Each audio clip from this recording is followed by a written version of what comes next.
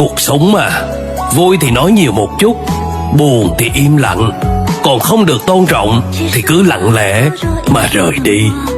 Cười nhiều đâu phải là vui, chẳng qua là để chôn vùi nỗi đau.